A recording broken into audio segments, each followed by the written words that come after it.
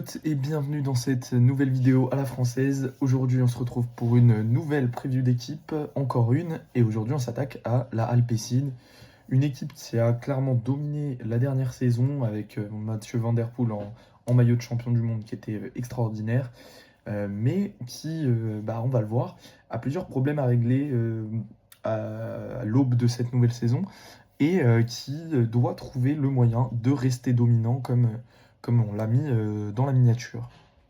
Donc, comme d'habitude, on va d'abord commencer par un petit retour sur leur saison 2024, ensuite voir les transferts, et puis ensuite l'effectif du coup au global sur les différents pôles, pôle classique, pôle grand tour, etc. Et on finira par leurs objectifs et une petite prévision de ma part pour l'an prochain. Donc, leur saison 2024 s'est achevée sur un total de 26 victoires, ce qui est quand même beaucoup moins que la saison précédente, puisque ça fait 9 de moins. Mais il y en a quand même 15 en World Tour, donc ça reste une équipe qui a été dominante, notamment parce qu'ils ont remporté 3 monuments. Un grâce à Jasper Philipsen, 2 grâce à Mathieu Van Der Poel, donc c'est pas rien. Jasper Philipsen d'ailleurs, qui est le coureur qui a le plus remporté d'étapes, de courses pour cette équipe cette année, avec 9. Une saison pour lui qui a été quand même assez impressionnante, même si on l'a qualifié parfois de un peu décevante au niveau de son Tour de France notamment. Au niveau du classement UCI, ça ne bouge pas. Pour ce qui est des grands tours, comme d'habitude, personne n'a joué les classements généraux. Vous voyez des classements catastrophiques pour les mieux classés de l'effectif, je les ai notés quand même pour la blague. Par exemple, personne qui finit au-delà de mieux que la 96e place sur le Tour de France, ce qui est catastrophique, on peut le dire. 3 victoires d'étape tout de même pour Philipsen sur ce tour. Van Der Poel qui a été un peu fantomatique sur celui-ci, même s'il a fait le poisson pilote, mais voilà, ça commence à être décevant, on en reparlera. Et puis 2 victoires sur la Volta par Caden Groves. Donc voilà, pour la star de la saison, j'ai quand même pris Van Der Poel, voilà, 2 monuments. Avec son maillot de champion du monde, forcément, c'était clinquant, même s'il n'a pas gagné tant que ça, comme à son habitude. Quand il vient, il gagne sur ses gros objectifs, sinon on ne le voit pas trop. Pour le fantôme, j'ai mis Søren Kragh Andersen, qui a été un bon équipier, comme à son habitude, mais a été assez décevant. Voilà, fantomatique, c'est peut-être un peu dur. Mais je me suis limité à lui parce qu'il n'y a pas vraiment grand monde qui a été hyper décevant ni rien dans cette équipe. Et puis enfin, pour la révélation, j'ai choisi Axel Laurens. Alors oui, c'était un coureur qui était déjà un peu connu, etc. Mais voilà, il est monté de l'équipe de développement, il a fait 5 victoires. Il en a eu une en World Tour en plus sur le Tour de Catalogne. Donc voilà, et puis on se souvient surtout de sa victoire sur l'Étoile de Bessèges, enfin en tout cas personnellement c'est celle qui m'a marqué, où il bat notamment Mats Pedersen. Donc c'était pas mal pour la saison. Bon, même s'il y a beaucoup moins de victoires que la saison précédente, j'ai mis un 17 sur 20, parce que tu gagnes 3 monuments, c'est pas rien, tu gagnes 5 étapes de grand tour. Encore une fois, c'était moins bien que la saison précédente, mais ça reste 5 victoires en grand tour. C'est pas donné à toutes les équipes. Donc voilà, 17 sur 20, je pense que c'est justifié. On passe au mercato. Un mercato placé sous le signe des départs pour Axel Laurens vers Ineos et Søren Kragh Andersen vers Lidl Trek, qui étaient quand même 2 coureurs la saison dernière qui faisaient partie des gros noms de cette équipe. Søren Kragh Andersen, peut-être le 3e nom sur les pavés, un coureur qui est d'une grande aide pour Philipsen et Mathieu Van Der Poel, notamment sur Paris-Roubaix. Axel Laurens, lui, beaucoup plus puncher, mais qui est capable d'aller chercher des victoires un peu dans le même profil que Van Der Poel, mais sur des courses tout simplement où Mathieu Van Der Poel ne va pas. On a ensuite les départs à la retraite de Singeldam et de Osborne. Voilà, pas forcément des grosses pertes. Nicolas Conchi qui lui part vers XDS Astana. D'ailleurs, allez voir la preview d'Astana si c'est pas déjà fait. Il y a des choses à dire là-bas. Mais bon, Conchi, c'est un coureur qui est très bon qui est bon pour le World Tour, mais qui n'est pas non plus extraordinaire, donc pas une perte énorme. Et puis Leysen et Ballerstedt qui s'en vont, on ne sait pas trop où, mais qui n'ont pas été prolongés. Par contre, on arrive sur les arrivées, et là c'est assez intéressant parce qu'il y a une stratégie tout simplement de jeunesse. Voilà. On n'a aucun coureur confirmé qui arrive. On n'a que des coureurs jeunes, en devenir. Donc pour la saison prochaine, je sais pas trop ce que ça nous dit. Au niveau du budget, je sais pas trop ce que ça nous dit. Mais par contre, on a quand même une vision long terme, on va dire. Tout d'abord avec Simon Dehers qui arrive, coureur belge, 23 ans, qui est un plutôt bon sprinter, qui a notamment battu par exemple Tim Teutenberg chez les Espoirs, dont on avait parlé dans la preview de Lidl Trek, pardon. Qui a fait notamment des deuxièmes places derrière Casper Van Uden sur le ZLM Tour, donc qui est quand même une course où il y a des équipes World Tour. Donc c'est pas forcément extraordinaire, mais ça reste un coureur voilà, qui a gagné chez les Espoirs plusieurs fois, qui peut être un bon sprinter. Et on sait que c'est une équipe qui développe plutôt bien les sprinters Alpecin, donc pas de souci là-dessus. On a ensuite Johan Price Petersen, qui est le seul coureur qui arrive d'une équipe pro et non pas d'une équipe de développement. Malgré tout, c'est un coureur qui a 25 ans, qui n'a pas encore vraiment de référence au niveau World Tour. On le connaît surtout pour son maillot de champion du monde espoir du contre-la-montre, mais ça remonte déjà il y a plusieurs années.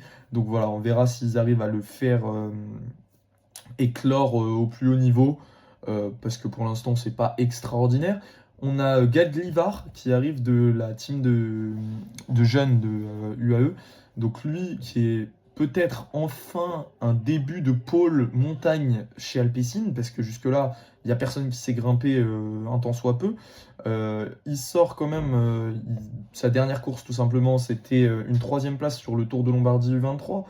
Voilà, c'est un coureur qui, pour ceux qui jouent notamment à PCM, etc., bah, vous devez le connaître parce qu'il a souvent un potentiel qui est hors norme dans ces jeux-là. Et puis voilà, hein, les Slovènes, on sait que ça marche plutôt bien en ce moment. Donc on verra ce qu'il peut donner, mais c'est un coureur dans lequel pas mal de gens ont beaucoup d'espoir. Il a 22 ans, donc il est encore assez jeune. On a la montée aussi de Tibor Del Grosso, qu'on connaît surtout si vous suivez le cyclocross. Voilà, il est champion du monde espoir du cyclocross. Et il est aussi champion espoir des Pays-Bas en route cette fois-ci. Donc voilà, bon, c'est un coureur qui a un bel avenir, je pense, même sur route. Mais bon, je pense que c'est surtout sur le cyclocross qu'on va le voir performer. Mais voilà, je pense qu'il aura un avenir en tant que bon puncher. Euh, Peut-être pas d'un niveau extraordinaire, mais je pense qu'il ira chercher des victoires en World Tour, peut-être pas dès cette année quand même. Et puis on a aussi Ramses De Bruyne qui monte aussi. Bon, lui, pour le coup, je connais pas trop son parcours. J'ai pas vu de gros résultats. Mais s'ils le font monter, c'est sûrement qu'il est prometteur. 22 ans lui aussi. Et puis on a Emile Verstringe qui lui aussi 22 ans. Pareil, je pense que ces deux coureurs-là, ils viennent surtout pour compléter l'équipe.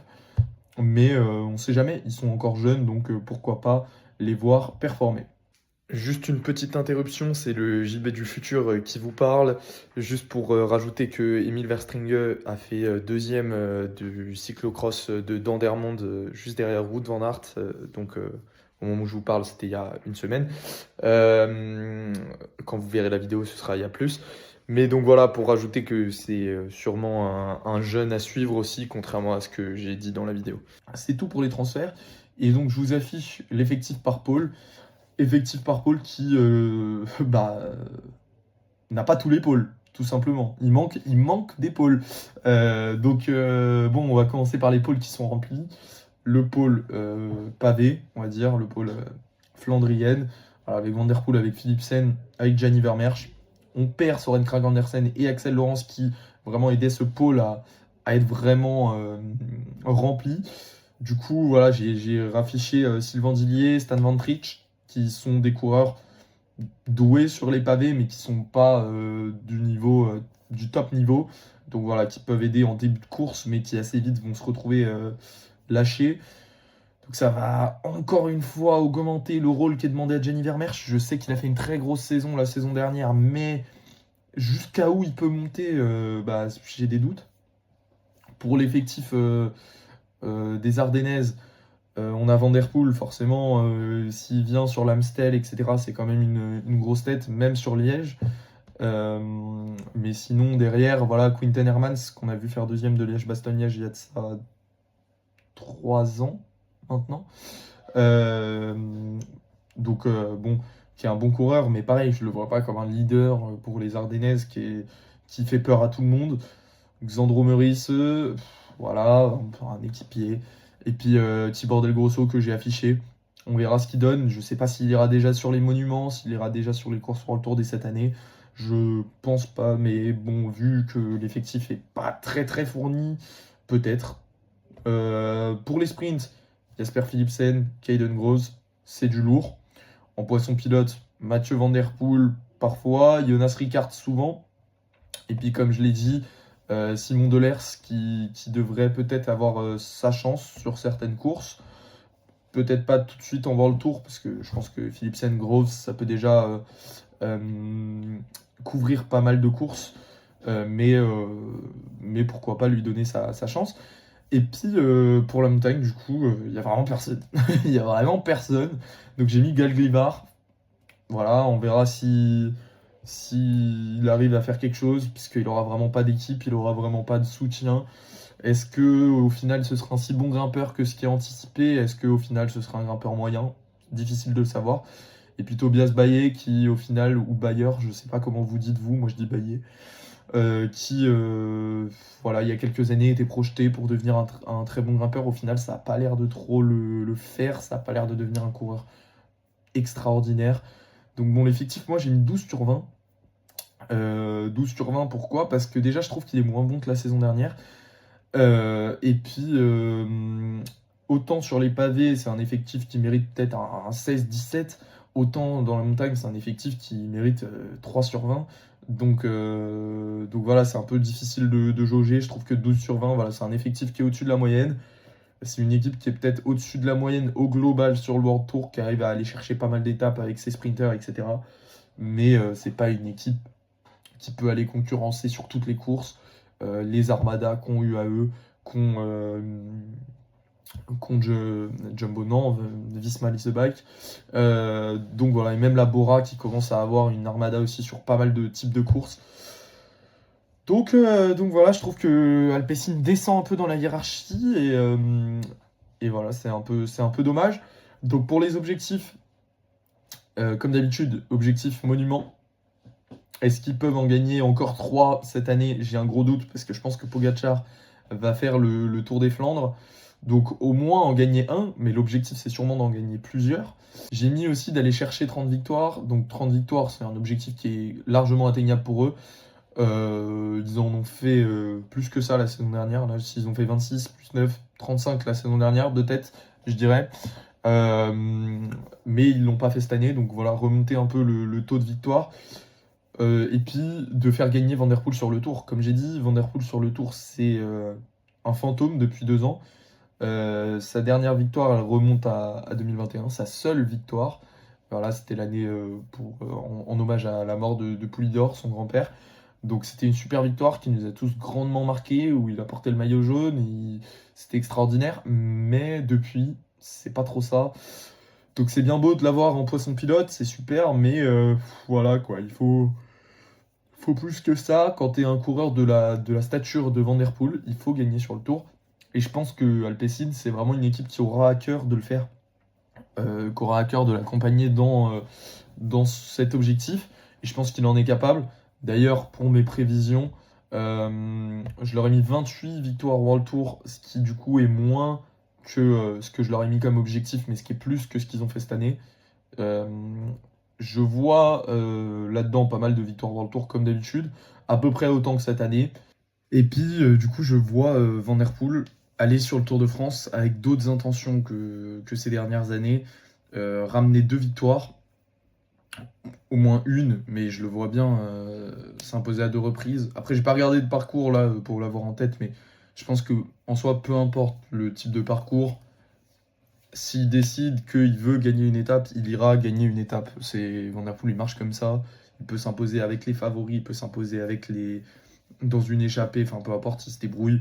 Mais je pense qu'il ira chercher au moins une, ce qui redorera un peu le blason de ses derniers Tours de France, parce que c'est vrai que sur son palmarès, c'est un peu, quand tu vois le nombre de monuments qu'il a gagné et qu'il n'ait qu'une victoire sur le Tour de France, bah, c'est vachement décevant.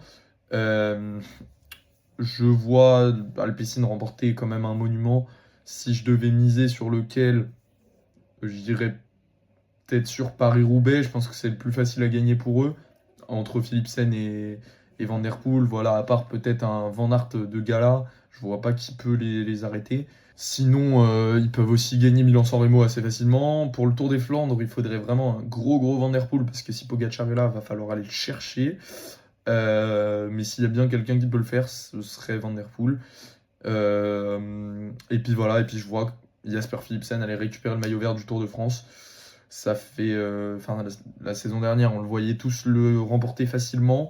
Il était hyper attendu, il s'est un peu troué, on va pas se mentir.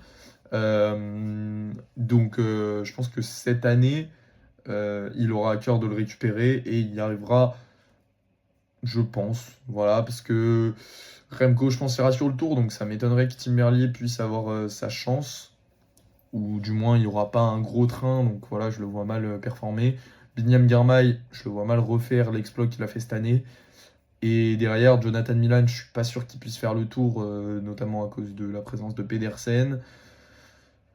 Donc, au global, je vois pas bien qui va arrêter Philipsen dans sa quête de maillot vert. Donc voilà, dites-moi en commentaire ce que vous pensez de tout ça.